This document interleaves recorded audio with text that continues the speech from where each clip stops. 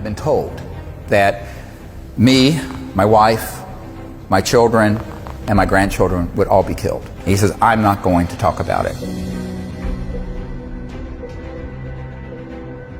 And back when we were doing these briefings for Congress, and in fact even before then, the Asilomar gathering in 1995, we reached out to Neil Armstrong because I knew from contacts and family that when we landed on the moon, we weren't alone. There were two people who've been on my team for many years who were good friends of his family.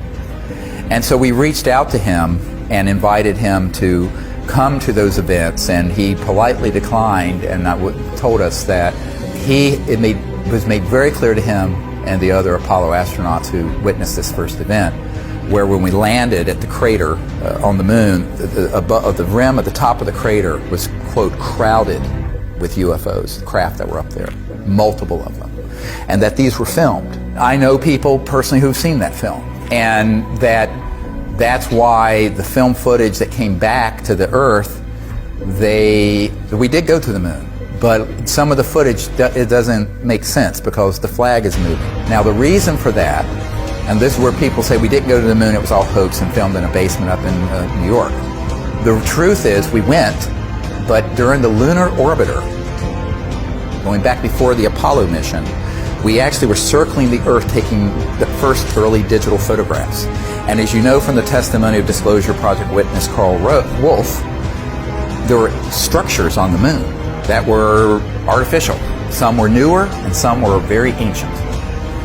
And so they knew the covert programs, and these images were being downloaded to out here at Langley, not the CIA headquarters, Langley Air Force Base, to a compartmented operation run by the National Security Agency that was then sequestered away from the other NASA scientists. But the people running that project, the deep black people in those projects, knew that it was likely we were going to encounter something not of this world or a UFO when we landed. Therefore, they had filmed some footage that they could splice in if something started happening. So during the live transmission, if something started happening, there's a delay that went through this National Security Agency filter, and they could immediately, instantly put in. And that's why there's a couple frames where the American flag is moving. Well, there's no atmosphere on the moon, okay? Which was the one mistake they made in that whole plan. That's the telltale giveaway. Now, some people have taken that, the conspiracy theorists have said we didn't even go to the moon. We did go to the moon. But they knew that it was likely there were going to be ETVs, extraterrestrial vehicles up there. And so when they stepped out, of course, you know, and we're approaching actually, before they even landed, they saw them. So they were already with this sort of pre-prepared film that looked very, very good, except for this one error. And so Neil Armstrong and Buzz Aldrin know for a fact. Now, Neil Armstrong said, look, you know, if I were to go forward and talk about what actually happened, I've been told, Neil Armstrong said this to us, that me, my wife, my children, and my grandchildren would all be killed, that they would take us out somehow, some terrible accident. And he says, I'm not going to talk about it.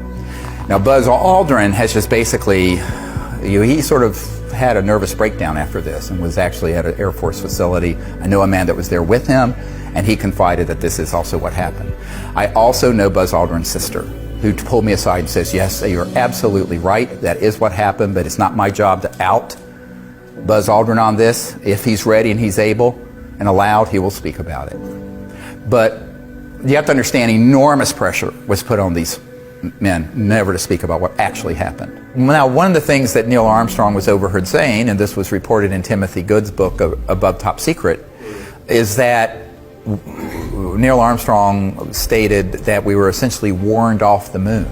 That in other words, these civilizations did not want us going to other moons or planets to colonize them with the consciousness of nationalism and the Cold War. Because remember, the Apollo project was really a proxy for the Cold War.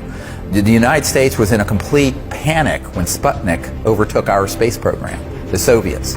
And so the race to the moon was part of, and always was part of, the military competition between two huge superpowers, the old Soviet Union and the United States of America.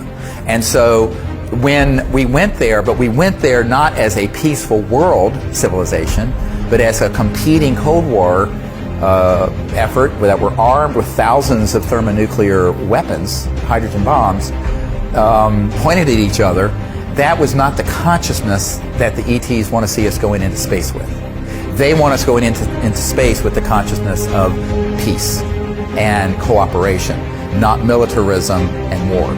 So that's sort of your, let's say if there's an entry ticket to space exploration, that's the main one. And we haven't quite reached that point, have we?